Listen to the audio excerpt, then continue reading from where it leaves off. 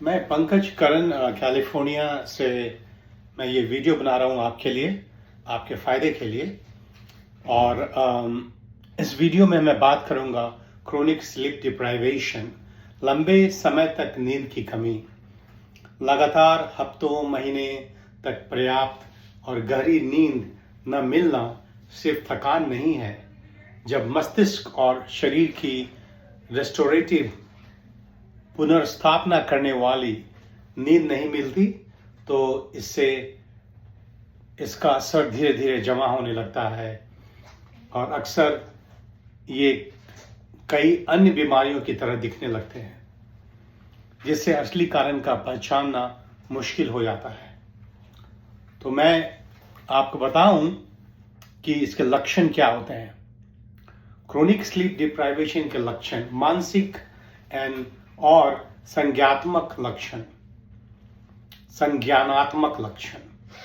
ध्यान और एकाग्रता की कमी, याददाश्त कमजोर हो जाना, ब्रेन फॉग जिसको बोलते हैं वो भी होने लगता है, रिएक्शन टाइम धीमा होना और सतर्कता कम होना, चिड़चिड़ापन, मूड स्विंग, चिंता और डिप्रेशन जैसे लक्षण दिखने लगते हैं। निर्णय लेने और समस्या सुलझाने की क्षमता कम हो जाती है। शारीरिक लक्षण फिजिकल, लगातार थकान, कमजोरी, भले ही आराम किया हो फिर भी आपको थकान लगेगा और कमजोरी लगेगी, सिर दर्द, चक्कर, धुंधला दिखना, ये सभी होने लगता है। भूख ज़्यादा लगना, खासकर मीठा और कार्बोहाइड्रेट की ज़्यादा तलब होने लगती है। हार्मोनल असंतुलन होने लगता है, जैसे कोर्टिजोल और ग्रेलिन हार्मोन, लेप्टिन हार्मोन का असंतुलन बनना शुरू हो जाता है। रोग प्रतिरोधक क्षमता कमजोर होने लगती है, बार बार सर्दी, जुकाम, इन्फेक्शन होने लगता है। व्यावहारिक और कार्यात्मक असर, बिहेवियरल और फंक्शनल, माइक्रो स्लीप होते हैं, कुछ सेकंड के लिए अचानक नींद आ जाना, काम करने की इच्छा और उत्पादकता की कमी होने लगती है, हाथ पैर में असंतुलन, नशे जैसी हालत होने लगती है, जोखिम लेने की प्रवृत्ति और गलत निर्णय लेने का ज़्यादा चांस होता है। क्रोनिक स्लीप डिप्राइवेशन जो है कई तरह की बीमारियों का नकल करने लगता है। लंबे समय तक नींद की कमी कई बीमारियों जैसा दिखता है। चाहे अगर आपको कोई इस तरह की बीमारी पहले से भी हो, उसको बिगाड़ सकता है। डिप्रेशन और एंजाइटी, लगातार उदासी, चिड़चिड़ापन, घबराहट, ADHD, अटेंशन डेफिसिट डिसऑर्डर, ध्यान भटकना, बेचैनी, एकाग्रता की कमी, डिमेंशिया और याददाश्त की बीमारी होने लगती है, भूलना, भ्रम, सोचने की क्षमता कम होना,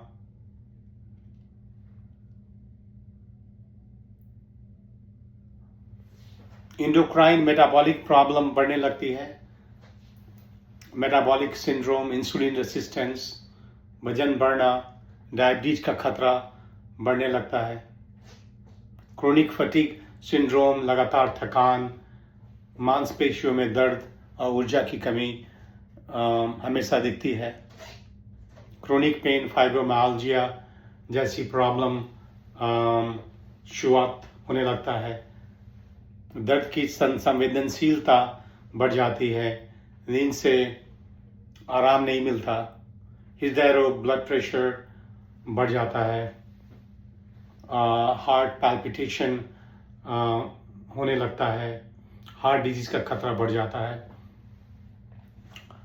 ब्लड प्रेशर का रिस्क हो जाता है,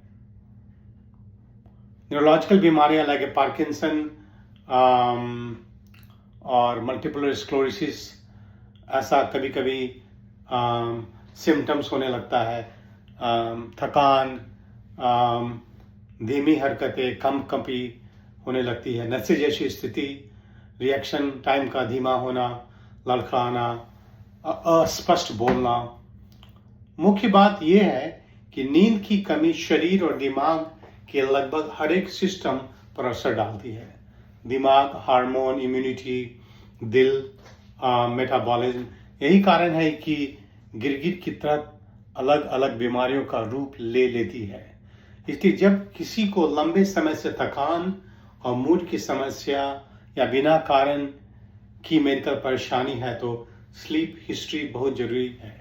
उसके बारे में हमेशा बात करना चाहिए। ये आप ध्यान में रखें। अगर आप 8 से 9 घंटा डेली रात में अच्छी तरह नहीं सो रहे हैं तो आप अपने डॉक्टर से दिखाइए, मालूम कीजिए कि क्या प्रॉब्लम है, क्या वजह है जिससे आप सो नहीं रख सकते हैं। क्योंकि बहुत सारा प्रॉब्लम हो सकता है। स्लीप एपनिया हो सकता है, आपका एंजाइटी हो सकता है, हो सकता है कि आपका काम करने का टाइम अलग हो, स्ट्रेस लेवल ज़्यादा हो, जो भी वजह हो। इसको मटियाने का नहीं है, इस पर पूरा ध्यान देना है और इसको ठीक करना है। क्योंकि इसको आप ठीक कर देंगे तो आपकी सेहत अच्छी हो जाएगी।